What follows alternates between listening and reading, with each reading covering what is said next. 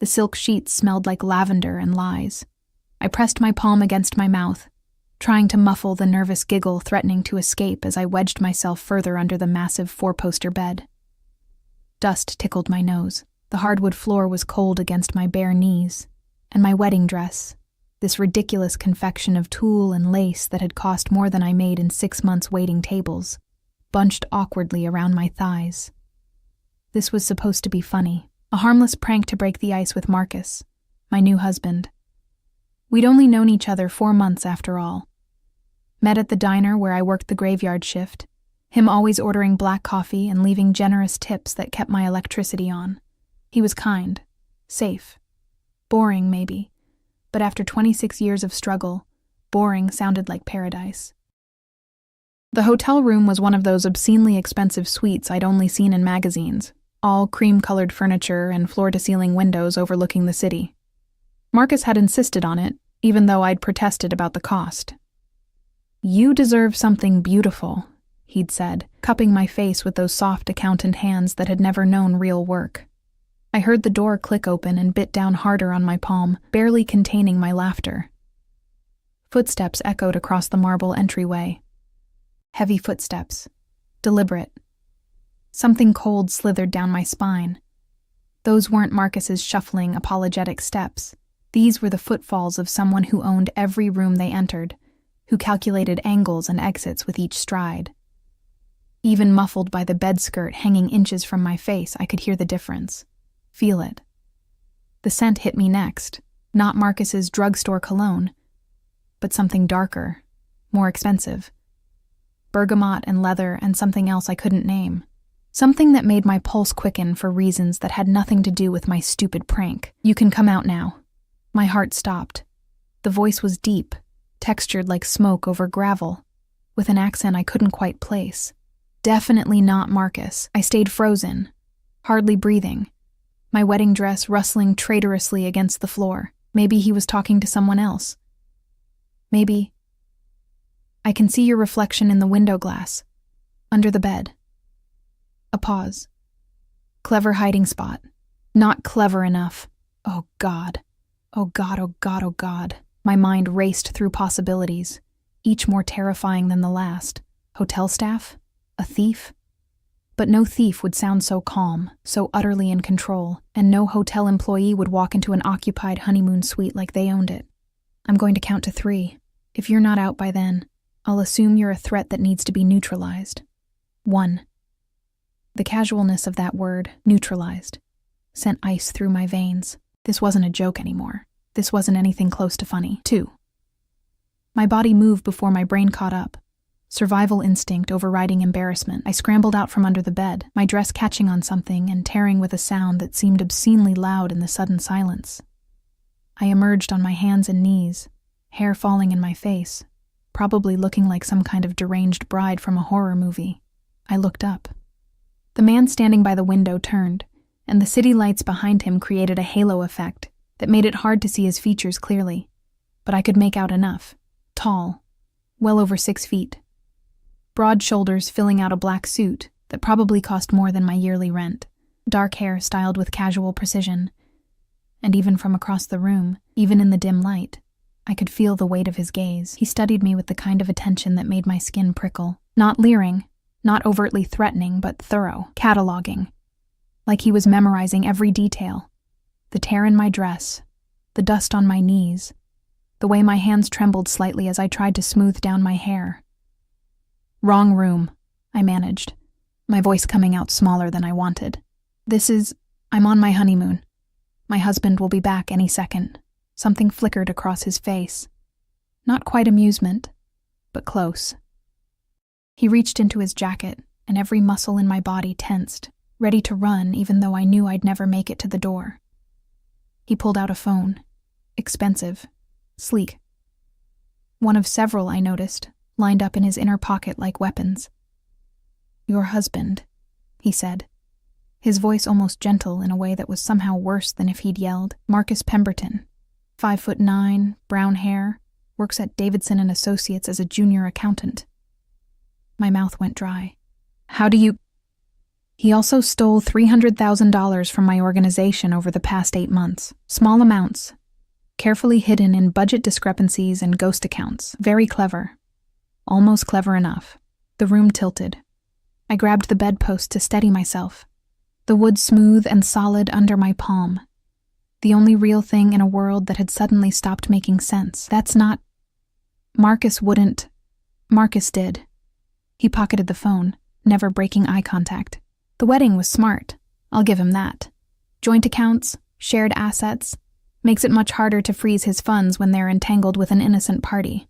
His head tilted slightly. You are innocent, I assume? I don't know what you're talking about. My voice cracked. I don't know anything about... We just got married today, this morning. I believe you.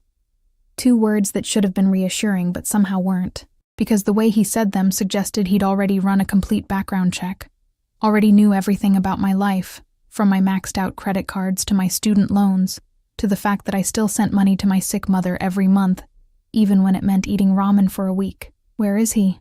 I asked, though part of me didn't want to know the answer. The man moved then, walking toward me with that same deliberate grace.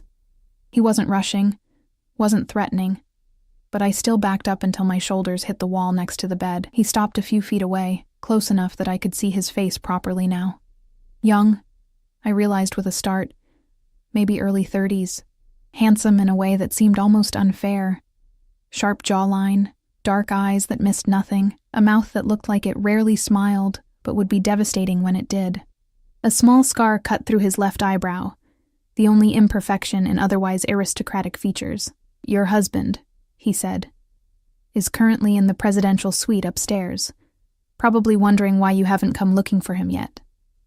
He switched the room keys, gave you this room number instead of the real one.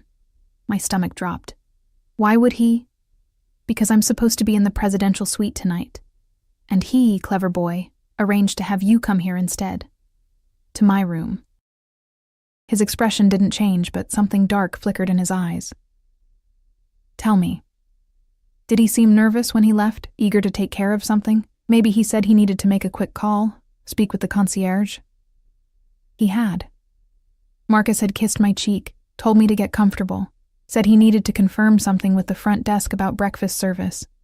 He'd been smiling, excited almost. He set you up, the man continued, his voice almost gentle. Probably thought I'd find you here and assume you were part of the theft.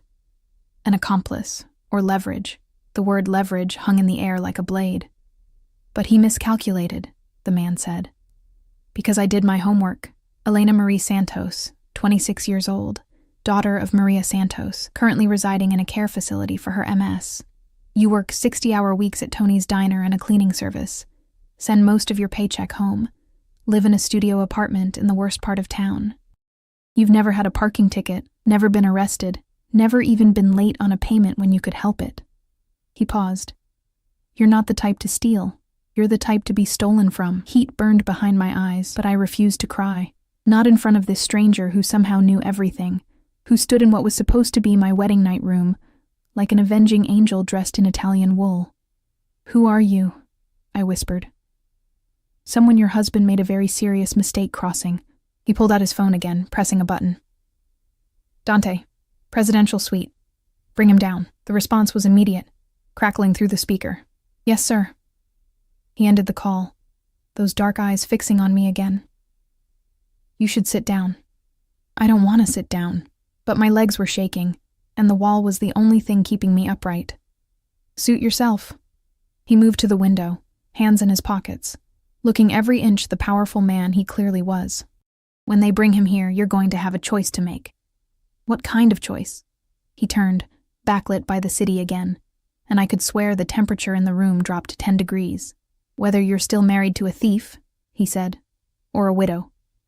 The word hit me like a fist. I opened my mouth, but no sound came out. He used you, he continued, his voice matter of fact. Set you up to take a fall, or at the very least, to distract me. That's not love. That's strategy. And bad strategy at that. You can't just... I found my voice, though it shook. You can't kill someone over money. It's not about the money. For the first time, Something hot flashed in his eyes, real emotion breaking through that controlled surface. It's about respect, trust, the understanding that when you take from certain people there are consequences. Your husband knew who he was stealing from. He did it anyway. Worse, he tried to use an innocent woman as a shield. The door opened. 2 men entered, both massive, both wearing suits that barely contained their bulk, both moving with military precision. Between them, Marcus stumbled, his face white with terror. His eyes met mine, and I saw it. The guilt, the fear, the calculation even now, trying to figure out if I could still be useful. "Elena," he started, his voice high and thin. "I can explain." "Explain to me," the stranger cut in, his voice like a knife through silk. "Why you gave your bride the key to my room on your wedding night." Marcus's mouth opened and closed. Sweat beaded on his forehead. "I didn't. It was a mistake." "No mistake. You switched the room assignments, had her come here while you waited upstairs, probably ready to run the moment you heard screaming." The stranger took a step toward Marcus, and even the 2 large men holding him seemed to tense. "Did you think I'd hurt her? Use her to get to you? Or were you just hoping I'd be distracted long enough for you to disappear?" "Please," Marcus whimpered. "I'll give it back. All of it. I just needed. The stranger's laugh was soft, terrifying. "Let me tell you what you need. You need to pray that I'm feeling merciful tonight." He looked at me then, and I felt pinned by that gaze, like a butterfly on a collector's board.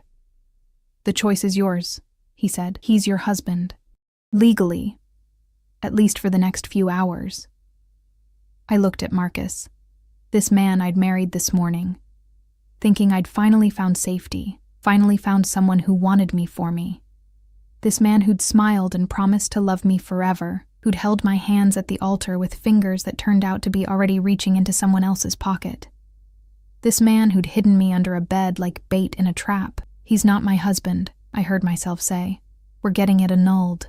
Something that might have been approval flickered across the stranger's face. "Smart girl." He nodded to the 2 men, and they started dragging Marcus toward the door. Marcus fought, screaming my name, screaming promises and apologies and threats all jumbled together. The door closed behind them, muffling his voice until there was nothing but silence and the ghost of lavender-scented lies. I stood there, still in my torn wedding dress, covered in dust, watching my life implode in real time. The stranger moved closer, not threatening, but not exactly comforting either. He reached out slowly, giving me time to flinch away if I wanted, and brushed a strand of hair from my face. His fingers were warm, calloused in unexpected places. "You have nowhere to go tonight," he said. It wasn't a question. I didn't answer. Couldn't. "This room is paid for. Stay here. Tomorrow we'll figure out the rest." "The rest of what?" My voice sounded hollow. He smiled then, and it was as devastating as I'd imagined. But also sad, somehow. Knowing. "The rest of your life, Elena, the one that doesn't involve men who hide you under beds." He walked to the door, paused with his hand on the frame. "My name is Alexei," he said, "and I'm very sorry your wedding night ended this way." Then he was gone, and I was alone in a room that smelled like expensive cologne and shattered dreams, wearing a torn dress that cost more than I made in 6 months, wondering how the hell hiding under a bed for a stupid prank had ended with me owing my life to a man whose last name I didn't even know. A man who, I was starting to suspect, was far more dangerous than Marcus had ever been. A man who looked at me like I was something precious and breakable. A man who'd just given me a choice and seemed genuinely willing to let me make it. I sank onto the edge of the bed, my legs finally giving out, and stared at the city lights blinking through the window, like stars that had fallen and forgotten how to rise. I didn't sleep. How could I? Every time I closed my eyes, I saw Marcus's face, that mask of terror and guilt, and heard the stranger's voice, Alexei's voice, smooth and dark like expensive whiskey, asking me to choose between widow and annulment as casually as someone might ask about coffee preferences. I'd peeled off the wedding dress somewhere around 3 a.m, letting it puddle on the bathroom floor like a defeated ghost. The hotel robe was soft against my skin, Egyptian cotton that probably cost more than my entire wardrobe. I'd wrapped myself in it and curled up in the armchair by the window, watching the city lights blur and refocus as exhaustion pulled at my edges. But sleep never came. When dawn finally crept across the skyline, painting everything in shades of pink and gold that seemed obscenely cheerful, I heard the door click open. My heart slammed against my ribs. I shot up from the chair, the robe falling open slightly before I clutched it closed. But it wasn't Alexei who entered. A woman stepped inside, tall, elegant, probably in her 50s, wearing a crisp black pantsuit and carrying several shopping bags with names I recognized from magazine advertisements. Her silver hair was pulled back in a perfect chignon, and her eyes, sharp and assessing, swept over me with the kind of efficiency that missed nothing. "Miss Santos," she said, her accent British and refined. "My name is Catherine. Mr. Volkov sent me to assist you this morning." Volkov. So that was his last name. Russian, I realized. That explained the accent I couldn't place. He'd smoothed most of it away, but it lingered in certain words like a fingerprint. "Assist me with what?" I asked, my voice rough from hours of not speaking. "Getting you settled." Catherine set the bags on the bed with practiced care. "You'll need clothes, toiletries, and proper documentation for the annulment proceedings. Mr. Volkov has arranged everything." I stared at the bags, then at her. "He doesn't even know me. He knows enough." Catherine pulled out a garment bag, unzipping it to reveal a simple but clearly expensive dress. Deep navy, conservative cut, the kind of thing you'd wear to a lawyer's office. "He knows your husband, former husband, left you with nothing but a torn wedding gown and a hotel room you can't afford past checkout time. He knows you have no family in the city, no friends who could take you in on short notice. He knows that I'm pathetic," I finished, bitterness coating my tongue. Catherine's expression softened slightly. "That you're alone. There's a difference." She laid the dress across the bed, smoothing out invisible wrinkles. "Mr. Volkov doesn't tolerate people who prey on the vulnerable. Your husband made you vulnerable. Mr. Volkov is simply correcting the imbalance. Out of the goodness of his heart?" I couldn't keep the skepticism from my voice. "Out of principle." Catherine pulled out shoes next. Low heels, black, practical. "The annulment lawyer will be here at 9. You have an hour to shower and dress. There's breakfast being sent up in 20 minutes. She moved toward the door, then paused, turning back to look at me with something that might have been sympathy. "A word of advice, Miss Santos. Mr. Volkov is many things, dangerous, powerful, unforgiving to his enemies. But he's also fair. If he says he'll help you, he will. Don't mistake his assistance for weakness, and don't run from it out of pride. You'll need it more than you know." Then she was gone, leaving me alone with bags full of clothes I hadn't asked for, and questions I couldn't answer. The lawyer arrived exactly at 9. I'd showered, scrubbing away the previous night until my skin turned pink, and dressed in the navy outfit Catherine had provided. It fit perfectly, which should have been comforting, but instead felt invasive. How did Alexei know my size? How much else did he know? The lawyer was a small, nervous man named Peterson, who kept adjusting his glasses and wouldn't quite meet my eyes. He spread papers across the coffee table, explaining in rapid, clinical terms how the annulment would work. Given the fraudulent nature of the marriage, Mr. Pemberton's deliberate deception and intent to use the union for illegal purposes, this should be straightforward. We're arguing fraud and duress. You'll need to sign here, here, and here. I picked up the pen, my hand hovering over the first signature line. This morning, I'd been married. A wife, Mrs. Elena Pemberton. And now, with 3 signatures, I'd erase it all like it had never happened. "Where is he?" I asked quietly. "Marcus." Peterson's Adam's apple bobbed. "That's not something I'm at liberty to discuss." "Is he alive?" "Miss Santos, is he alive?" Peterson looked toward the door, as if hoping someone would rescue him. He sighed, removing his glasses to clean them, a nervous gesture that told me more than his words would. "Mr. Pemberton is currently in a secured location, assisting Mr. Volkov's organization with recovering the stolen funds. Once the money is returned and certain assurances are made, he'll be released." released, not killed. Some of the tension in my shoulders eased, though I wasn't entirely sure why I cared. Marcus had used me, betrayed me, literally fed me to a wolf to save his own skin, but some soft, stupid part of me, the part that had said yes when he'd proposed with a pawnshop ring and nervous smile, was relieved he wasn't dead. I signed the papers. Peterson gathered them with obvious relief, shoving them into his briefcase like they might bite. "You're free now, Miss Santos, legally unburdened. I'll file these within the hour. Free." The word should have felt liberating. Instead, it felt like falling. Catherine returned an hour later, finding me still sitting on the couch, staring at nothing. "The annulment is filed," she said briskly. "Now we need to discuss your living situation. I have an apartment, which Mr. Pemberton knows the location of." Catherine's tone was gentle but firm. "And which, forgive my bluntness, is not safe even on a good day. Mr. Volkov has arranged alternative accommodation. I can't afford. It's handled. I don't want charity. Then consider it compensation." Catherine sat across from me, her posture perfect, her gaze direct. "Your husband stole from Mr. Volkov's organization. That theft impacted you as well. Your security, your trust, your future. This is restitution, not charity." "Restitution for what? I didn't lose anything that belonged to Alexei." "Didn't you?" Catherine tilted her head. "You lost your wedding night, your marriage, your sense of safety, all because Mr. Pemberton thought he could steal from powerful men without consequence.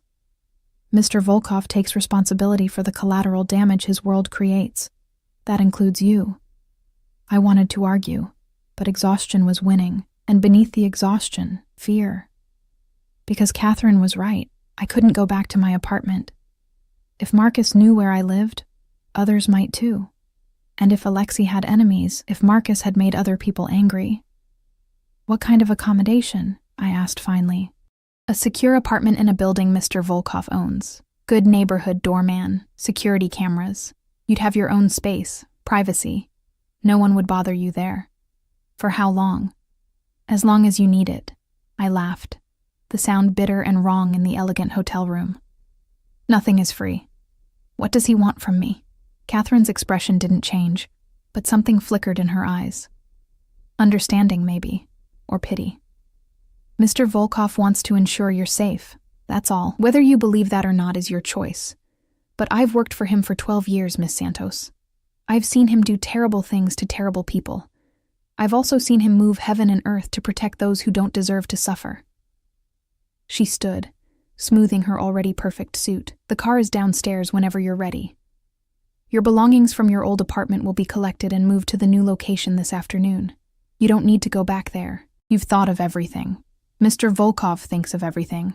I simply execute." She left me with a key card and an address in a part of the city where I'd never been able to afford even window shopping. The car was a black SUV with windows so dark I couldn't see inside. The driver, a massive man with a scar running down his neck, opened the door without speaking. I climbed in, half expecting to find Alexei waiting. The back seat was empty. We drove through morning traffic, the city transforming from the glittering downtown hotels to residential neighborhoods, with tree-lined streets and buildings that screamed old money. The SUV pulled up in front of a pre-war building with an actual doorman who tipped his hat as I approached. The apartment was on the 8th floor. The driver, still silent, escorted me up, unlocked the door, and stepped back without entering. I walked inside and felt my breath catch. It wasn't huge, maybe 1,000 square feet, but it was beautiful. Hardwood floors gleamed in the morning light streaming through tall windows. The furniture was tasteful and comfortable. A plush gray couch, a dining table that sat 4, a kitchen with actual counter space and appliances that looked newer than anything I'd ever owned. Through an open door, I could see a bedroom with a queen-sized bed already made with crisp white linens. On the kitchen counter sat a vase of fresh flowers, white roses, and a note in elegant handwriting. "Welcome home." A home. As if this could ever be home, as if I belonged in a place like this, with its crown molding and its view of the park, and its silence that wasn't punctuated by sirens or shouting neighbors, or the constant drip of a bathroom faucet I couldn't afford to fix. I walked to the window, pressing my palm against the cool glass. 8 floors below, people moved through their lives, jogging, walking dogs, pushing strollers. Normal people with normal problems. I wasn't one of them anymore. I'd crossed some invisible line last night, from my world into Alexi's, and I had no idea how to cross back. A knock on the door made me jump. I opened it to find a young woman holding several boxes. "Delivery for Miss Santos," she said cheerfully. "Your personal items from your previous residence." My entire life, packed into 4 cardboard boxes. It should have been depressing, but instead it felt like proof that I'd existed before last night, that I'd built something, even if it was small and fragile and ultimately temporary. I spent the afternoon unpacking, hanging my threadbare clothes in a closet designed for designer gowns, arranging my battered books on pristine shelves, setting up my ancient laptop on a desk that deserved something better. The contrast was almost funny. Almost. Evening crept in, painting the apartment in shades of amber and shadow. I'd just finished organizing the kitchen, my mismatched mugs looking ridiculous in the custom cabinets, when another knock came. This time, when I opened the door, Alexei stood there. He'd changed from last night's formal suit to dark jeans and a black Henley that somehow made him look more dangerous, not less. His hair was slightly disheveled, like he'd been running his hands through it. Those dark eyes met mine, and I felt that same jolt of recognition, of something primal and terrifying. "May I come in?" he asked.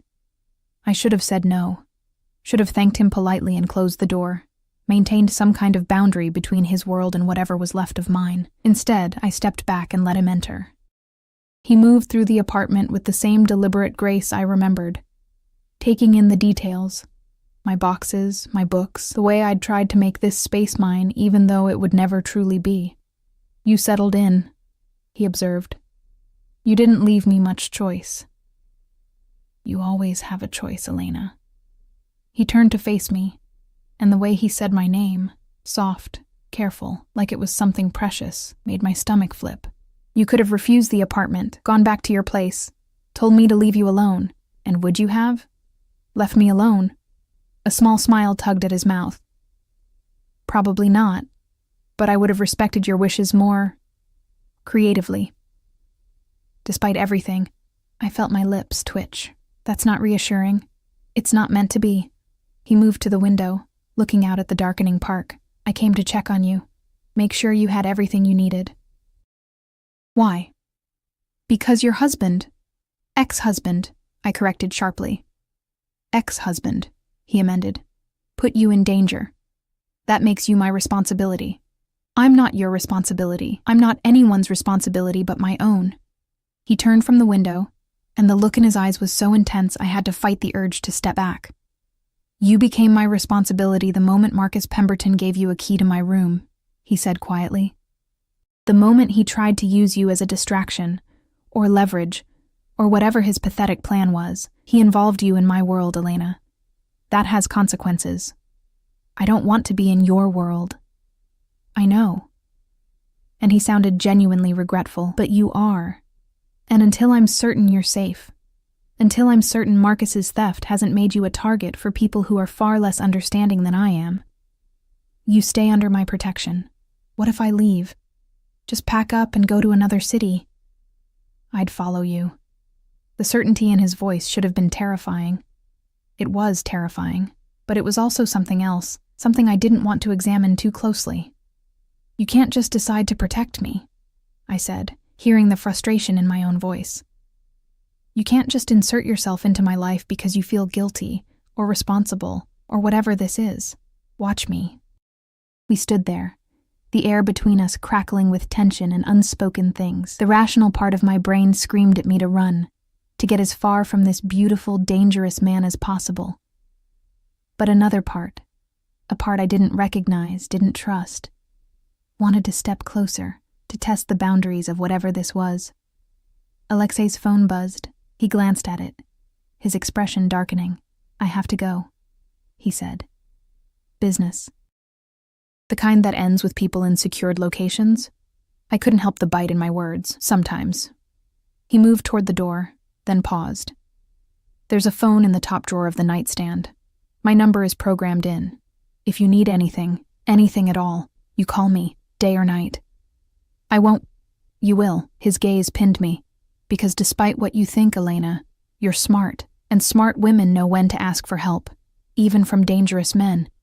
He left before I could respond, the door clicking shut with a finality that felt too much like punctuation on a sentence I hadn't agreed to write. I walked to the bedroom, pulled open the nightstand drawer. Sure enough, a sleek smartphone sat there, top of the line, with only one contact saved, Alexei. I stared at the name for a long moment, then closed the drawer and climbed into bed, still wearing the navy dress Catherine had provided. Outside, the city hummed and glittered and lived its life. And somewhere in it, Alexei Volkov was conducting business I didn't want to imagine, protecting me from threats I couldn't see, weaving me deeper into a world I'd stumbled into by hiding under a bed, on what should have been the happiest night of my life. I fell asleep with white roses perfuming the air and questions I couldn't answer circling my mind like vultures. 3 days passed in strange, suspended animation. I went to work at the diner, took the subway like always, tied on my apron, poured coffee and forced smiles for customers who never really saw me. But everything felt different now, like I was watching my own life through glass. Tony, my boss, asked if I was okay. I told him I'd had the flu. He believed me because why wouldn't he? Nobody expects their waitress to say, "Actually, my husband tried to feed me to the Mafia on our wedding night." The apartment felt like a museum I was visiting. Too clean, too perfect, too much like someone else's life. I'd wake up in that enormous bed and forget where I was for a split second, my heart racing until the expensive sheets and the view of the park reminded me. This was real. This was my life now. Alexei hadn't contacted me. I told myself I was relieved that his absence proved this was just charity, just guilt, just a powerful man's way of cleaning up a mess. But I caught myself checking the phone in the nightstand drawer more times than I wanted to admit, seeing that single contact and feeling something twist in my chest. On the 4th day, Catherine appeared at the diner during my lunch shift. She looked wildly out of place among the cracked vinyl booths and fluorescent lighting, her designer pantsuit and perfect posture drawing stares from the regulars. She slid into a corner booth and waited patiently while I finished taking orders, her expression pleasant but unreadable. "What are you doing here?" I asked when I finally approached her table, coffee pot in hand. "Having lunch." She glanced at the laminated menu with interest. "What do you recommend?"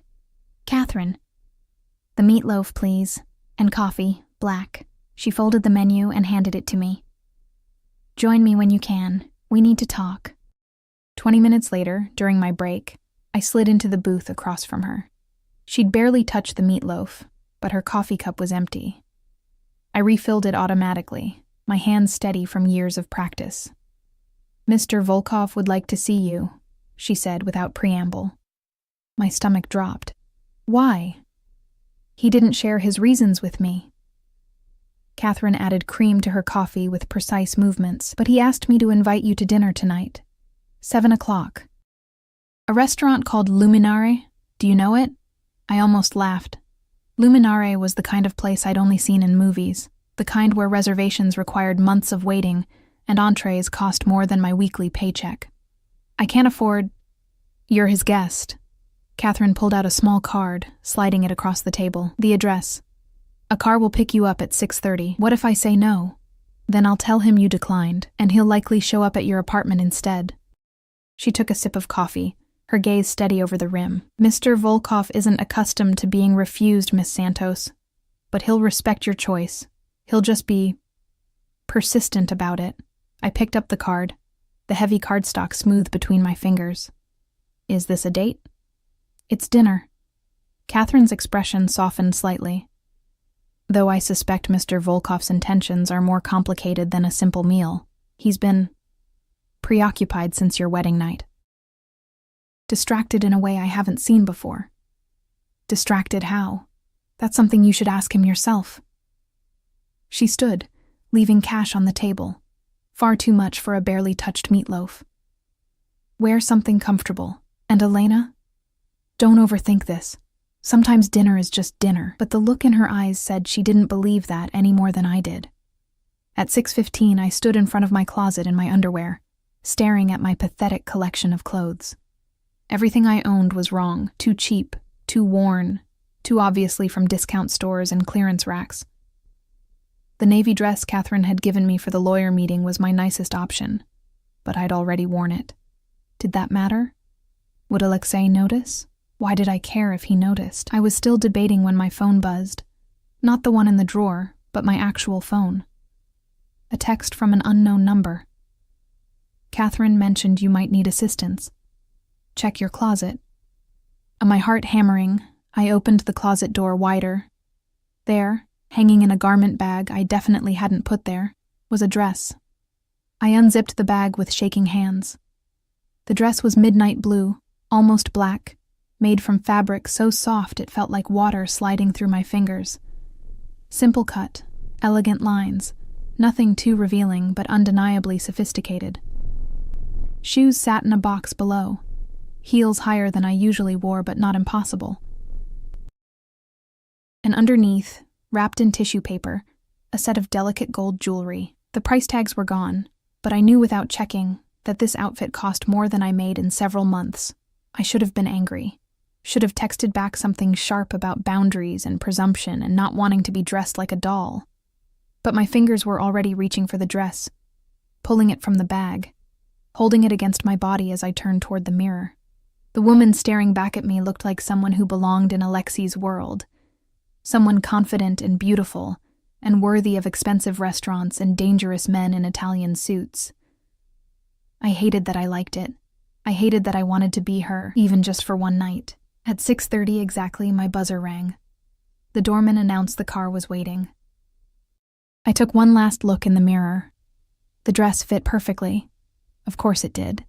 The shoes made my legs look longer, the jewelry caught the light like captured stars, and grabbed my ancient purse before I could change my mind. The SUV was the same one from before. Same silent driver with the neck scar.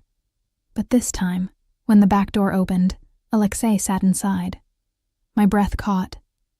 He wore a charcoal suit that probably cost more than my monthly rent, his dark hair styled back, a watch glinting at his wrist that could have paid off my student loans, but it was his expression when he saw me that made my pulse stutter, something raw and unguarded flashing across his face before his usual control slammed back into place. "Elena," he said, and my name in his voice sounded like a prayer. "You look beautiful. You bought me a dress." I climbed in, hyper-aware of how close we were in the confined space. He smelled like bergamot, and something darker, more dangerous. "You can't just buy me clothes. I can do anything I want." But there was a slight smile playing at his mouth. "The question is whether you'll accept it. You're wearing the dress, so I'll take that as tacit approval. I didn't have anything else nice enough for—" I stopped, realizing how that sounded. "For me?" His smile widened fractionally. "I'm not that shallow, Elena. You could show up in your work uniform, and I'd still want to have dinner with you." "Why?" The SUV pulled into traffic. Through the tinted windows, the city slid past like a dream. "Because I can't stop thinking about you," Alexei said simply. "Because you made a choice that night. Chose annulment over widow without hesitation. Chose your own integrity over whatever security Marcus might have represented. Because you didn't cry or beg or try to manipulate me into sympathy. You just stood there in your torn wedding dress covered in dust and made a decision." He turned to look at me fully. "I've met very few people who can do that when their world is falling apart. You held a man's life in your hands and made me choose. That's not exactly fair." "No," he agreed. But it was honest. "I don't lie, Elena. Not to people I respect. I told you the truth about Marcus, about the consequences of his actions, and I let you decide how you wanted to proceed. Most people in my position would have just made the decision for you. And you're better than most people. I'm worse than most people in almost every way." His voice was matter-of-fact, no false modesty. "But I don't pretend otherwise. That's the difference." The SUV stopped in front of Luminare. The driver opened my door, and Alexei's hand was there, helping me out. His palm was warm, calloused in places that suggested he did more than sign papers and make phone calls. The restaurant was even more intimidating than I'd imagined. All soaring ceilings and crystal chandeliers, well-dressed people speaking in hushed voices, waiters gliding between tables like silent ghosts. The maitre d' recognized Alexei immediately, his professional expression warming into something approaching genuine pleasure. "Mr. Volkov, your table is ready." We were led to a private corner booth, secluded but with a perfect view of the entire restaurant.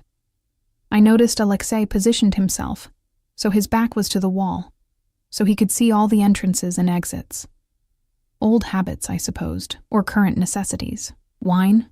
he asked, as we settled into seats that felt like butter-soft clouds.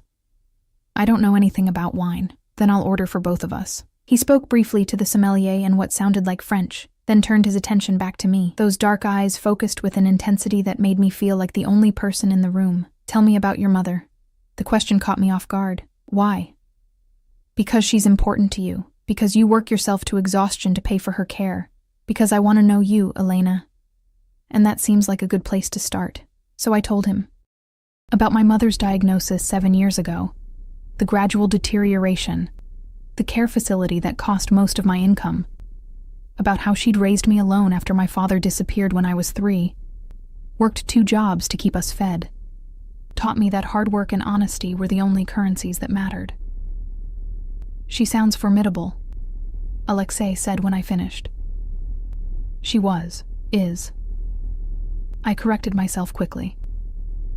Some days are better than others. "When did you last visit her?" 2 weeks ago." Guilt twisted in my stomach. "I've been meaning to go back, but with the wedding and then everything, I haven't had time. We'll go tomorrow." I blinked. "What? To visit your mother? I'll arrange it." He said it like it was decided, like my agreement was assumed. "You can't just... I don't need you to. I know you don't need me to." His voice was gentle but firm.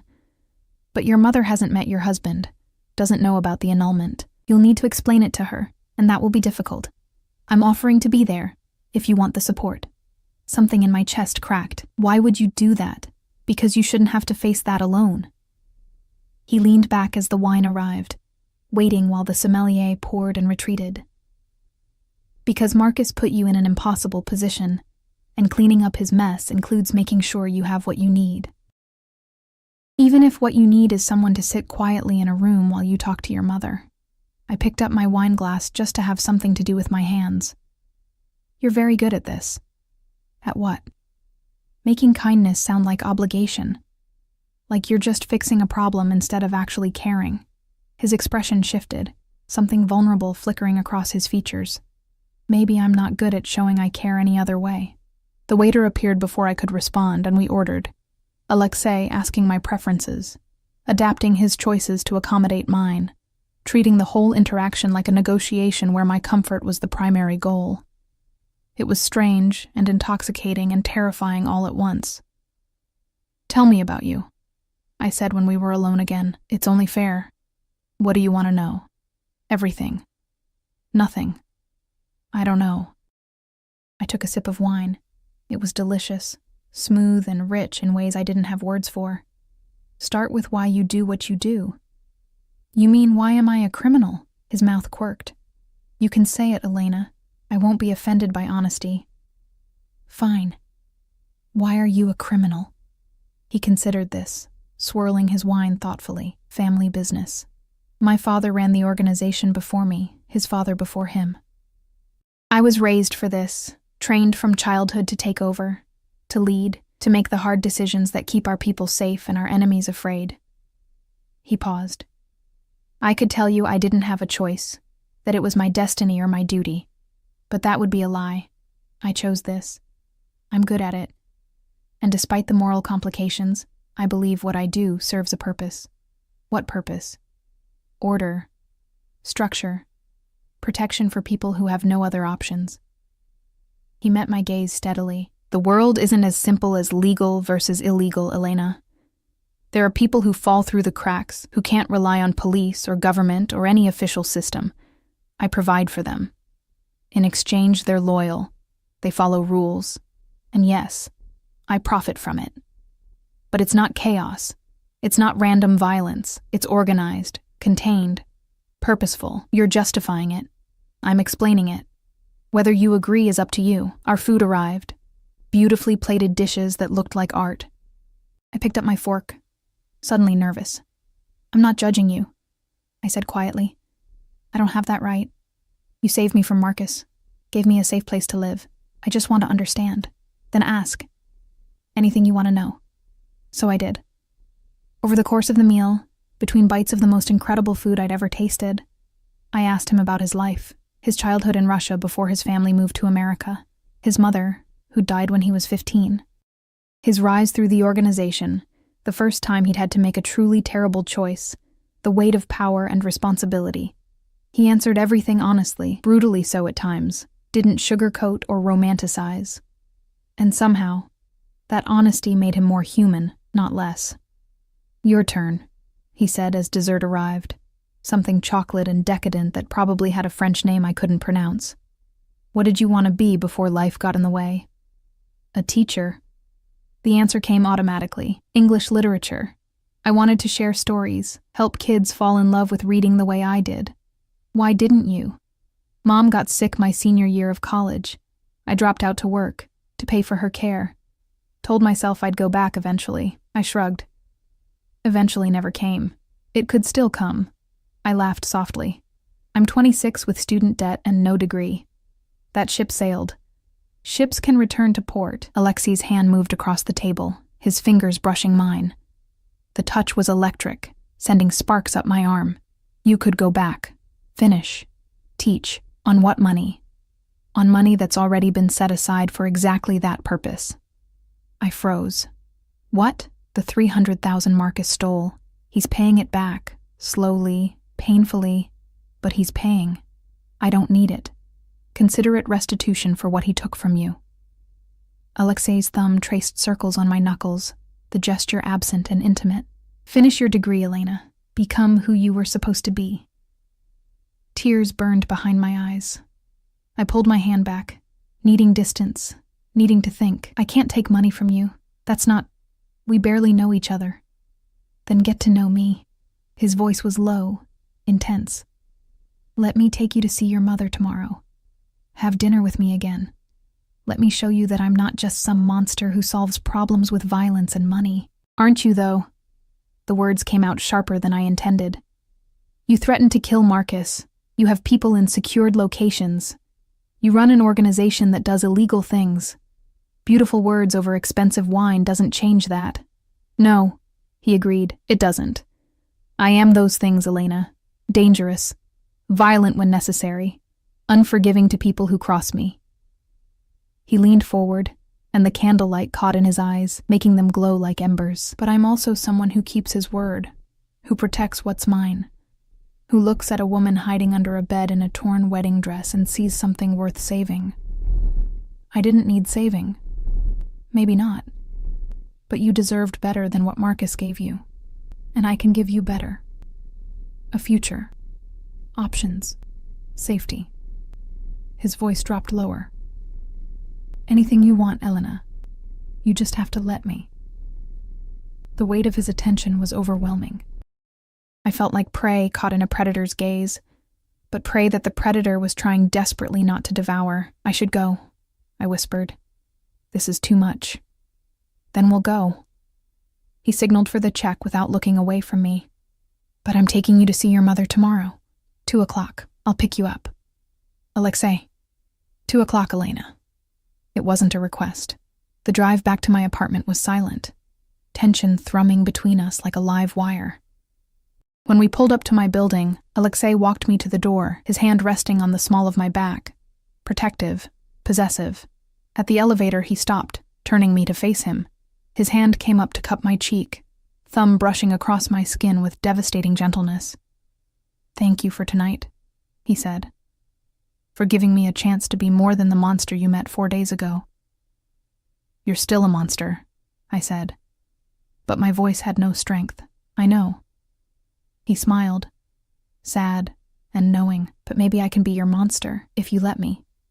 He leaned down, and for one breathless moment I thought he was going to kiss me, but his lips brushed my forehead instead, soft and reverent, before he stepped back. 2:00 tomorrow, he reminded me. Sleep well, Elena. Then he was gone, leaving me trembling in the elevator, my forehead burning where his lips had touched. my mind spinning with impossible choices and dangerous wants. I fell into bed still wearing the midnight blue dress, clutching my phone like a lifeline, wondering when exactly I'd stopped being afraid of Alexei Volkov and started being afraid of how much I wanted him to kiss me like he meant it. At 2 o'clock exactly, Alexei's SUV pulled up to my building. I'd spent the morning alternating between pacing and staring at my closet, trying to decide what you wear to introduce a Mafia boss to your dying mother. Eventually, I settled on jeans and a simple sweater. My own clothes, not his gifts. I needed to feel like myself for this. Not like the woman in the midnight blue dress who'd let a dangerous man brush his lips across her forehead and liked it far too much. Alexei was waiting in the back seat again, but today he wore dark jeans and a leather jacket over a gray Henley, more casual, more approachable. Almost normal, if you didn't notice the way his driver kept constant vigilance, or the barely visible outline of what was probably a gun beneath the jacket. "Thank you for coming," I said, as I climbed in, trying to keep my voice steady. I said I would. His eyes traced over my face, reading things I didn't want him to see. "How are you feeling?" Terrified. Honesty seemed easier than pretense with him. I have to tell my mother her daughter was married and unmarried in the span of 4 days, that the man I chose was a thief and a coward, that I was stupid enough to— Elena. His hand covered mine, warm and solid. "You weren't stupid. You were hopeful. There's a difference. Feels the same from where I'm sitting." The drive to the care facility took 30 minutes through traffic that Alexei's driver navigated with practiced efficiency. I watched the city slide past, my stomach knotting tighter with each mile. The building appeared too soon, a pleasant 3-story structure with gardens and a fountain, the kind of place that cost everything I had and still never felt like enough. Inside, the familiar smell hit me, antiseptic and flowers, and something indefinable that all medical facilities shared. The receptionist recognized me immediately, her professional smile warming. "Elena, your mother will be so happy to see you. She's in the sunroom." Her gaze slid to Alexei with obvious curiosity. "This is—" I hesitated, unsure how to introduce him. Friend seemed absurd. Protector sounded insane. "Alexei," he supplied smoothly, extending his hand. "A friend of Elena's." The receptionist shook it, clearly charmed. Of course she was. Alexei had probably been charming people since birth, wielding that devastating smile like a weapon. We walked through familiar hallways, my heart hammering harder with each step. Alexei stayed close, but not hovering, his presence solid and grounding without being overwhelming. He'd shortened his stride to match mine, I noticed. Small details that suggested he was paying attention, adjusting himself to my comfort. My mother sat by the window in her wheelchair, sunlight painting her silver hair gold. She'd lost more weight since my last visit, her frame more fragile, but her eyes were bright and alert today. Good day, then. Thank God for small mercies. "Miha!" Her face lit up when she saw me, arms extending. "You came." I crossed to her quickly, bending to embrace her carefully. She felt like bird bones and tissue paper in my arms. "Of course I came, Mama. I'm sorry it's been so long. You're busy, I know. Working too hard as always." Her gaze shifted past me to Alexei, interest sparking. And who was this handsome man? I straightened, suddenly acutely aware of how this looked. Me, showing up after weeks away with a man who screamed money and danger in equal measure. "Mama, this is Alexei. He's a friend. A friend who makes you blush." My mother's smile was knowing, teasing in the way only mothers could manage. "Come closer, Alexei. Let me see you properly." Alexei moved forward with easy grace, taking my mother's extended hand and bringing it to his lips in a gesture that should have seemed ridiculous, but somehow wasn't. "Mrs. Santos, Elena speaks of you often. It's an honor to finally meet you." My mother actually giggled. "Oh, Elena, this one is dangerous." "You have no idea," I muttered. We settled into chairs. There was a small seating area in the sunroom, comfortable furniture arranged to encourage visiting. Alexei positioned himself so he could see the door. Old habits even here, but his attention seemed genuinely focused on my mother. "So, Alexei," my mother said, her English accented but clear. "How did you meet my daughter?" I tensed, but Alexei handled it smoothly. Through unfortunate circumstances that I'm trying to make right, Elena found herself in a difficult situation, and I was in a position to help. What kind of situation? Mama, I started. But Alexei's hand found mine, squeezing gently. It's all right. He looked at my mother with unexpected softness. Mrs. Santos, Elena was recently married to a man who turned out to be less than he appeared. The marriage has been annulled. I'm helping her through the aftermath. The sunroom went very quiet. My mother's expression shifted through several emotions. Shock, confusion, hurt that I hadn't told her, and finally, understanding. Oh, mija. Her voice was soft. When? 5 days ago. My throat was tight. I'm sorry I didn't tell you sooner. I didn't know how. This man who married you, he hurt you? Not physically. I blinked back tears. But yes, he hurt me. My mother's hand gripped mine with surprising strength. Then he is a fool, and you are better without him. Her gaze shifted to Alexei. And you? What are you to my daughter? Alexei met her stare directly. No flinching, no deflection.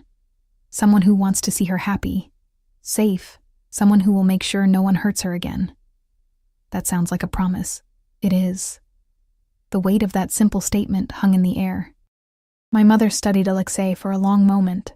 Her eyes, still sharp despite everything the disease had taken. Reading him in that way mothers could. You're not like other men Elena has known, she said finally. No, ma'am, I'm not. You're dangerous. Yes, but not to her. Never to her. My mother nodded slowly, seeming satisfied with something I couldn't quite name. Then I trust you to keep that promise, Alexei. My daughter has been alone too long, trying to carry everything herself. She needs someone strong enough to stand beside her. Mama, please. My face was burning. We're not. Not yet, my mother said with certainty that made my stomach flip. But you will be. I can see it. Alexei's thumb traced circles on my knuckles, and I realized we were still holding hands. When had that happened? When had his touch become something I didn't question? We spent the next hour talking, my mother telling embarrassing childhood stories while Alexei listened with genuine interest, occasionally asking questions that showed he was actually paying attention. He was good with her, patient and respectful, never condescending despite her halting English and occasional confusion when the disease clouded her thoughts. At one point, a nurse came to take my mother for her afternoon medication. While she was gone, I stood at the window, staring out at the gardens without really seeing them. She likes you, I said quietly. I like her. Alexei moved to stand beside me, close enough that I could feel his warmth. She's strong. Like her daughter. She's dying. We're all dying, Elena. Some of us just have better estimates of when. His reflection in the window showed his serious expression. But she's not gone yet. And while she's here, she deserves to see you happy. Does she know how much you sacrifice for her care? No. And she's not going to. I turned to face him. She'd feel guilty. Try to refuse treatment. I won't do that to her. Even though it's destroying you? Working yourself to exhaustion? Living in poverty to afford this place? It's not poverty. It's just less than others have. I crossed my arms defensively, and she's my mother. This is what you do for family. I know. His hand came up to brush hair from my face, the gesture becoming familiar. But you don't have to do it alone anymore. The money Marcus stole. Let me give it to you. Pay off this facility for the next 5 years. Give yourself breathing room. I can't. You can. You just won't let yourself. His voice was gentle but firm.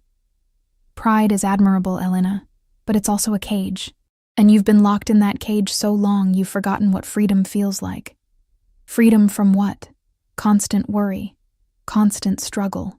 The weight of being responsible for everything and everyone with no one being responsible for you. He stepped closer, and suddenly the space between us felt charged.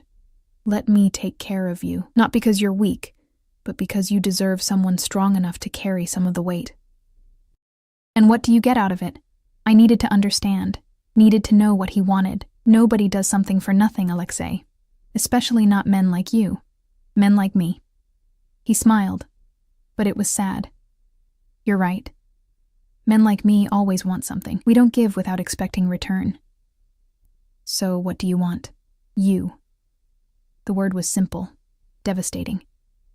I want you to stop looking at me like I'm going to hurt you. I want you to smile without that edge of fear behind it.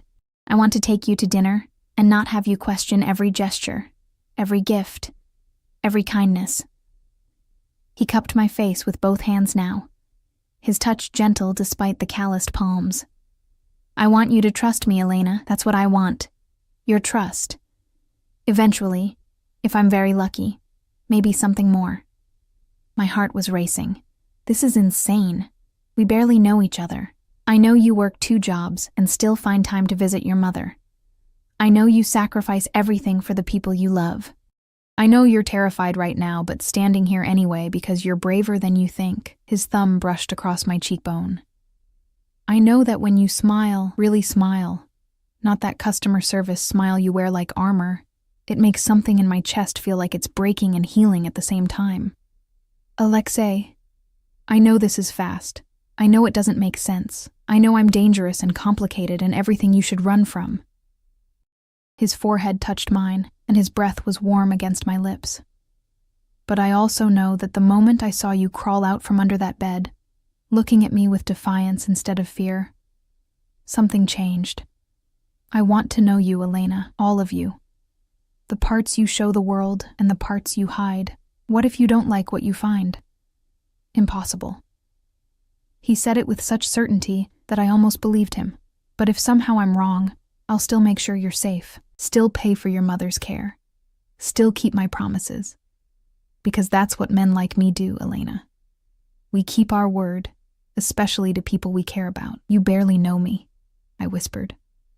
How can you care? How can you breathe? How does your heart beat?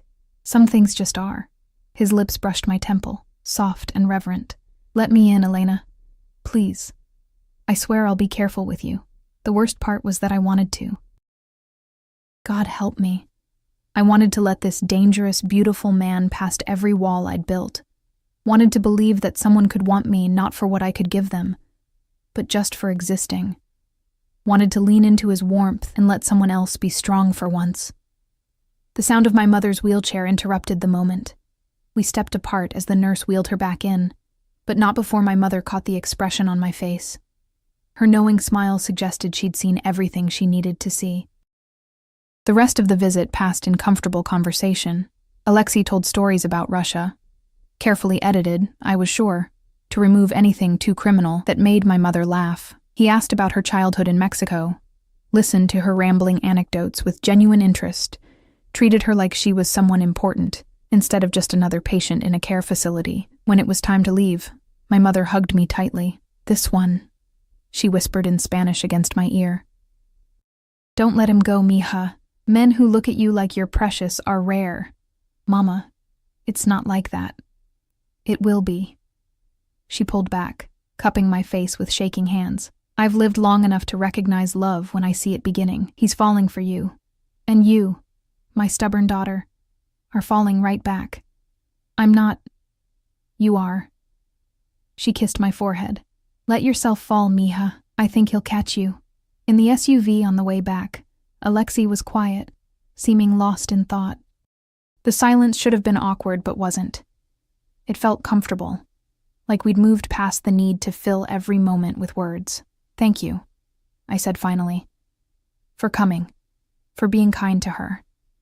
I liked her. She reminds me of my mother, strong, no patience for lies. He turned to look at me. She's right, you know. About what? About you being stubborn. His mouth quirked. But also about everything else. My stomach flipped. Alexei, I'm taking you to dinner again. Tomorrow night. Somewhere less formal. There's a place I think you'll like. Small, family-owned, best Italian food in the city. You're very sure of yourself. I'm sure of what I want. There's a difference. His hand found mine again, that now familiar touch. Say yes, Elena. I should have said no. Should have put distance between us, protected myself from whatever this was becoming. But my mother's words echoed in my head. Let yourself fall. And maybe, Just maybe I was tired of always being safe. Yes, I heard myself say. His smile was brilliant, transforming his face from dangerously handsome to absolutely devastating. Good. 7 o'clock. Wear whatever you want. Your clothes, my gifts, doesn't matter. I just want you there. When we reached my apartment, he walked me up again. At my door, he pulled me close, one hand splaying across the small of my back, the other cupping my face. I'm going to kiss you, he said softly. If you don't want that, say so now. My heart was thunder in my chest. I should say no, should maintain boundaries. Okay? I whispered. His mouth met mine, and the world tilted. The kiss was gentle at first, almost tentative, like he was afraid I might break, but when I made a small sound and pressed closer, something shifted. His arms tightened around me, pulling me flush against him, and the kiss deepened into something hotter, more desperate. He tasted like coffee and promises, and his hands in my hair felt like anchoring points in a spinning world. When we finally broke apart, both breathing hard, he rested his forehead against mine. I've wanted to do that since I saw you crawl out from under that bed, he admitted, his voice rough, covered in dust, furious and terrified and so damn beautiful I could barely think. That's insane, I managed. Probably. He kissed me again, softer this time. But I've never claimed to be sane, Elena. Just honest.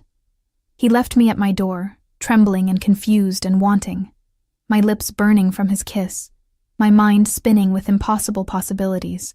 Inside my apartment, I touched my mouth, still feeling the ghost of his kiss, and wondered when exactly I'd stopped being Elena Santos, struggling waitress with a simple life, and become someone who kissed mafia bosses in hallways and liked it. My phone buzzed. A text from the number I now knew by heart.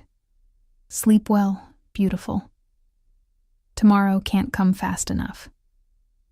I fell asleep smiling, for the first time in years, not worried about tomorrow, not calculating bills or shifts, or how to stretch money that didn't exist, just thinking about a dangerous man with gentle hands and a kiss that felt like coming home. The next 3 weeks passed in a blur of stolen moments and careful revelations. Alexei took me to dinner at the Italian restaurant, a tiny place in Brooklyn run by a family who greeted him like a beloved nephew and fed us until I could barely move. We talked for hours, discovering shared love for old movies and terrible puns, arguing playfully about books and music. He made me laugh until my sides hurt, and somewhere between the tiramisu and the third glass of wine, I realized I was in serious trouble. He took me to the museum on a Tuesday afternoon when it was nearly empty, hiring a private guide who showed us Renaissance paintings and ancient sculptures, while Alexei's security kept discreet distance. He held my hand through the galleries, listened to me ramble about symbolism and technique, and later admitted he'd only been half watching the art because he couldn't stop looking at me. He showed up at the diner during my late shift with takeout from expensive restaurants, sitting in the corner booth and doing work on his laptop while I served customers. His presence a silent promise that I wasn't alone.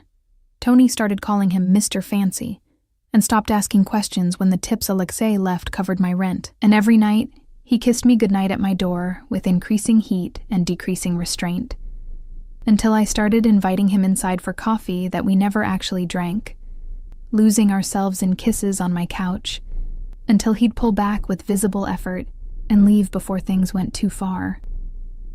I want to do this right, he'd say, breathing hard, his hair disheveled from my fingers. You deserve to be courted properly, not rushed. It was old-fashioned and ridiculous, and made me fall harder. But there were darker moments, too. Nights when his phone would ring and his expression would shudder, become the dangerous man I'd first met. He'd leave abruptly, returning hours later with shadows in his eyes and blood on his knuckles he thought I didn't notice. I didn't ask. Wasn't sure I wanted to know. But the evidence of his world was always there, lurking beneath the surface of our careful intimacy. The security that followed us everywhere, the deference he received from strangers, the carefully blank spaces in conversation when I asked about his work. On a rainy Thursday evening, 3 weeks and 2 days after that first dinner, everything changed. I was closing at the diner, late shift, just me and Tony cleaning up, when the door chimed. I looked up from wiping tables, ready to say we were closed, and felt my blood freeze. Marcus stood in the doorway, soaked from the rain, looking haggard and desperate. He'd lost weight, his suit hanging wrong, dark circles under his eyes making him look 10 years older than the man I'd married. "Elena," he said, his voice cracking. "Please, I need to talk to you." Tony moved immediately, positioning himself between us. "You need to leave, buddy." "It's okay, Tony." I surprised myself with how steady my voice was. "Give us a minute?" Tony looked doubtful but nodded, retreating to the kitchen but leaving the door open. I could feel him watching, ready to intervene. Marcus moved closer, and I saw the trembling in his hands, the fear radiating from him like heat. "You look terrible," I said flatly. "I am terrible." He laughed, the sound broken. "Everything you think about me, everything Volkov told you, it's all true. I'm a coward and a thief, and I used you in the worst way possible. Why are you here, Marcus? To apologize, to warn you." He ran shaking hands through his hair. "Elena, you need to get away from Alexei Volkov. He's dangerous. I know what he is." I crossed my arms. "He's been very honest about it. Has he told you about the people he's hurt? The things he's done?" Marcus's voice rose desperately. "He's not some gentleman criminal from a movie, Elena. He's a killer. A monster. And whatever he's doing with you, it's not love. Men like him don't love. They possess. They consume." "And what did you do, Marcus?" My voice was cold. "You loved me so much you tried to feed me to him, set me up to take a fall, or at least distract him while you ran. That's your version of love? I was desperate. I made a mistake. You made a choice. You chose to steal from dangerous people. Chose to marry me knowing what might happen. Chose to give me a key to his room and hope for the best." I stepped closer, and he actually flinched. "Alexei gave me choices. You gave me lies. So don't stand there and lecture me about monsters when you're the one who threw me to the wolves. He's using you." "No." The certainty in my voice surprised me. "He's protecting me. There's a difference. For now." Marcus's eyes were wild. "But what happens when he gets bored? When you stop being interesting? When some other woman catches his eye?" "Men like Volkov don't do commitment, Elena. They do conquest. And you're just—" He never finished the sentence. The diner door opened again, and Alexei walked in with 2 of his security. He was dressed for business, full suit, that dangerous edge sharp and visible. His eyes found me first, scanning for injury with the efficiency of long practice, then locked onto Marcus. The temperature in the room dropped 10 degrees. "You were told to stay away from her," Alexei said quietly. Too quietly. The kind of quiet that preceded violence. Marcus went white. "I just wanted to—" "You wanted to poison her against me. Make her afraid, convince her I'm the villain in this story." Alexei moved forward with that predatory grace, and Marcus backed up until he hit a table. "But here's the thing, Marcus. Elena is smart. She knows exactly what I am, and she's choosing to stay anyway. That must kill you. She doesn't know. I know everything." I found my voice, surprised by its strength. "He's told me, shown me. I know he's dangerous. I know what his world is, and I'm still here." Alexei's expression softened when he looked at me, just for a moment, before turning back to Marcus. "You've repaid 80% of what you stole. The remaining 60,000 will be forgiven on one condition." Marcus's eyes widened with desperate hope. "Anything. You disappear, leave the city, change your name if you want, but you never contact Elena again. Never come near her, never speak about her, never even think about her if you can help it." Alexei's voice was soft steel. "Because if I find out you violated this agreement, if I hear your voice on her phone, see your name in her inbox, catch even a whisper that you've tried to reach her, I will forget my current generosity. Do we understand each other?" Marcus nodded frantically. Yes, I understand." "Good." Alexei gestured to his security. "Make sure he catches the next flight out. I don't care where. Just far from here." They escorted Marcus out, and then it was just us, me and Alexei and Tony watching suspiciously from the kitchen. "You okay?" Alexei asked gently. He called you a monster. I am a monster. He said you'd get bored with me, move on to someone else. Something flashed in Alexei's eyes. Anger, maybe, or hurt. Is that what you think? No. I moved closer, closing the distance between us. I think you're a lot of things. Dangerous, yes.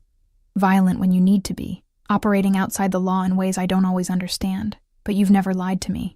Never pretended to be something you're not. And you've kept every promise you've made. His hands framed my face, thumbs brushing my cheekbones. I won't get bored, Elena. I won't move on. When I want something, I keep it, protect it.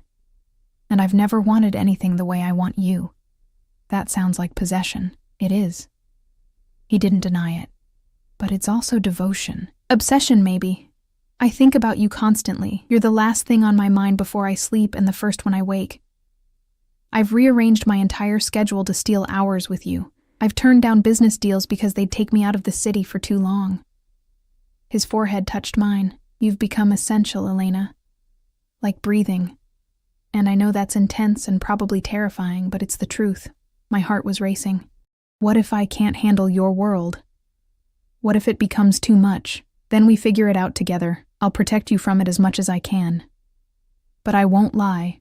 There will be hard moments, dangerous moments, times when you'll question if this is worth it. His voice dropped lower. All I can promise is that I'll never betray you, never use you, never make you feel like you're less important than anything else in my life. Alexei, I love you. The words hung in the air between us, simple and devastating. I know it's too soon. I know it doesn't make sense. But I fell in love with you somewhere between watching you make choices that terrified you, and listening to you talk to your mother, and seeing you smile when you think no one's watching. I love you, Elena, and I need you to know that before you decide what happens next. Tears burned behind my eyes. This is insane. Probably. He smiled, that devastating expression that made my knees weak. But I've never claimed to be sane, just honest. I kissed him. Hard. Pouring 3 weeks of wanting and confusion and fear and hope into it. He responded immediately, arms wrapping around me, lifting me slightly off my feet, as the kiss deepened into something desperate and claiming. When we broke apart, both breathing hard, I saw Tony watching from the kitchen with obvious interest. Take me home, I whispered against Alexei's mouth. Not the apartment you gave me. Your home. I want to see where you live. His eyes darkened with heat and something deeper. Elena, I know what I'm asking. I know what it means. I met his gaze steadily. I love you too. It's terrifying and illogical and probably the worst decision I've ever made. But it's true. I love you, Alexei Volkov, so take me home and show me your world. All of it. The smile that crossed his face was pure joy, unguarded and beautiful. He kissed me again, softer this time. Reverent. You're sure? I've never been more sure of anything. Alexei's penthouse was everything I expected, and nothing like I imagined. Yes, it was luxurious. Floor-to-ceiling windows overlooking the city, expensive furniture, artwork that probably cost more than most people's houses, but it was also lived in. Books stacked on tables, a half-empty coffee cup in the kitchen, photographs scattered across a desk, showing a young Alexei with a beautiful woman who must have been his mother. It's not what you expected, he said, watching me explore. I thought it would be colder, more like a showroom. I picked up one of the photographs, studying his young face. This is more human. I'm human, Elena, just a human who makes inhuman choices sometimes. He moved behind me, arms wrapping around my waist. But here, in this space, I get to just be Alexei. Not a boss, not a threat. Just a man who likes strong coffee and old jazz and beautiful women who call him out on his bullshit. I turned in his arms, facing him. What happens now? Whatever you want. His hands traced up my sides, the touch both possessive and gentle. We can take this slow. I can take you back to your apartment, keep courting you properly. Or I can take you to bed and spend all night showing you exactly how much I love you. His voice was rough with want. But once we cross that line, Elena, there's no going back. You'll be mine completely, and I'll be yours. No half measures. No holding back. My pulse thundered. That sounds like a threat. It's a promise. He kissed my neck, making me gasp. I'll worship you. Protect you. Give you everything you've ever wanted and things you didn't know to ask for. But I'll also be possessive, jealous. I'll want to know where you are, who you're with. I'll eliminate threats you don't even see coming. I'll reshape my entire world to make sure you're safe and happy. That's a lot. I know. His teeth grazed my pulse point. Too much. I should have said yes. Should have asked for time, for space, for sanity, but I was tired of being careful. Tired of protecting myself from every possible hurt. This man, dangerous, powerful, completely devoted, was offering me everything, and God help me, I wanted it. Not enough. I whispered. Show me, Alexei. Show me what it means to be yours. He didn't need to be told twice. He carried me to his bedroom, all dark colors and soft sheets and windows that turned the city into a carpet of stars.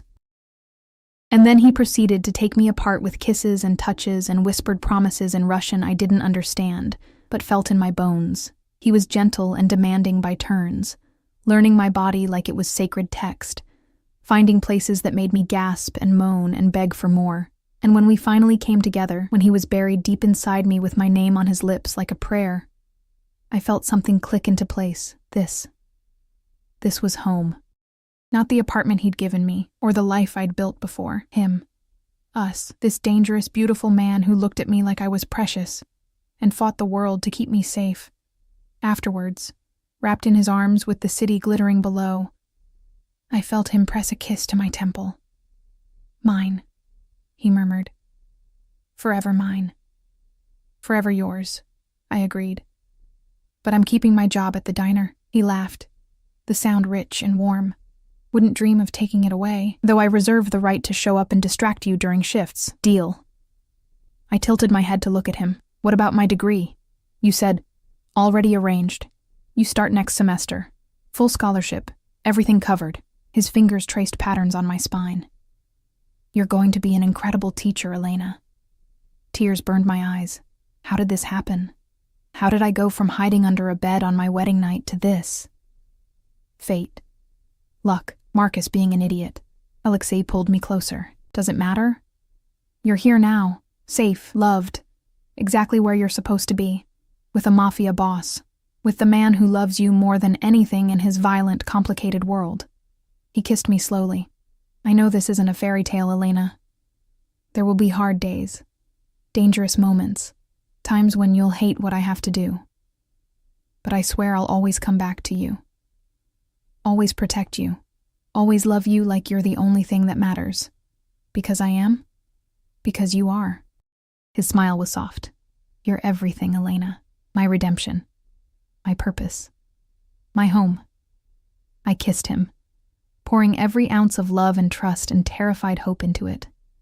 And as the city sparkled beyond the windows and his arms held me safe, I finally understood what my mother had meant. Sometimes you have to let yourself fall. And if you're very lucky, you find someone strong enough to catch you. Someone dangerous and devoted and completely, utterly yours. 6 months later, I graduated with honors, my teaching degree finally complete. Alexei sat in the front row next to my mother, who'd been moved to a better facility with experimental treatments that were actually working, cheering louder than anyone when I crossed the stage. He'd taken over her care completely, visiting her weekly, bringing her flowers and stories and making her laugh until she cried. The diner threw me a goodbye party.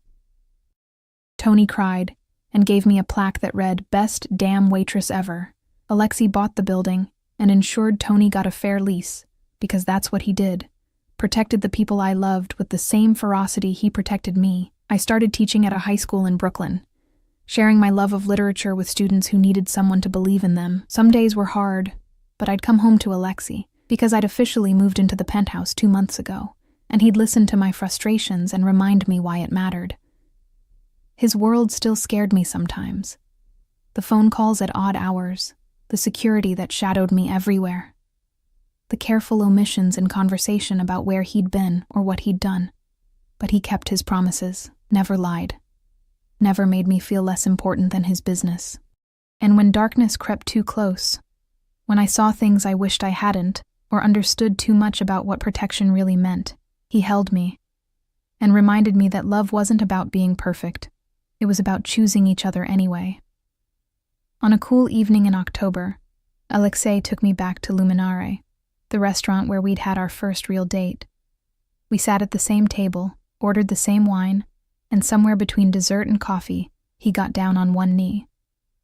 The ring was perfect, a sapphire surrounded by diamonds. Unique and beautiful and completely unlike the pawnshop band Marcus had offered. "Elena Santos," Alexei said, his voice steady despite the emotion in his eyes. "You crawled out from under a bed and into my life, and nothing has been the same since. You've made me better, softer, human in ways I'd forgotten. I know I'm not easy. I know my world is complicated and dangerous, but I love you more than I knew it was possible to love someone. Marry me. Not for security or safety or any practical reason. Marry me because you love me back, because you want to build a life with a man who will spend every day trying to deserve you." I was crying. Didn't care. Yes. God, yes. He slipped the ring on my finger, stood, and kissed me like we weren't in a public restaurant with people watching. Kissed me like I was air and he'd been drowning. "I'll do it right this time," he promised against my lips. "Big wedding, your mother walking you down the aisle, everything you deserve. I just want you," I whispered back. "Everything else is just decoration." We were married 3 months later in a small ceremony at the care facility so my mother could attend. She cried through the whole thing, radiant in her wheelchair, telling anyone who'd listen that she'd known from the start we were meant to be. Alexei's family flew in from Russia, cousins and associates and people I was probably better off not knowing too much about. But they were kind to me, respectful, welcoming me into a world I was still learning to navigate. And when Alexei said his vows, promising to love, protect, cherish, and sometimes protect me from himself, I knew with absolute certainty that this was right. Not safe, not simple. Not anything like the life I'd imagined when I'd hidden under that bed on my first wedding night, but real. True. Built on honesty and choice and love that was equal parts terrifying and transcendent. As we danced at the reception, held at a venue Alexei had rented entirely, with security disguised as guests and celebration that lasted until dawn, I rested my head on his chest and listened to his heartbeat. "No regrets?" he murmured into my hair. "Only one," I said, smiling up at him. His expression flickered with concern. "What?" "That I didn't crawl out from under that bed sooner." I pulled him down for a kiss. Could have saved us both some time. His laugh was everything, joy and relief and love so fierce it stole my breath. "I'd have waited forever, Elena Volkov," he said. "You're worth every second." And as the music swirled around us and the city glittered beyond the windows, and my dangerous, devoted husband held me like I was something precious, I finally understood. Sometimes the wrong room leads you exactly where you're meant to be. Sometimes monsters are just men who love too fiercely, and sometimes hiding under a bed on your wedding night is the beginning of the greatest love story you'll ever live. Mine started with lavender-scented lies and a stranger's dark eyes. It became truth and devotion, and a love that nothing, not danger, not doubt, not even my own fear, could ever take away. Forever his. Forever mine.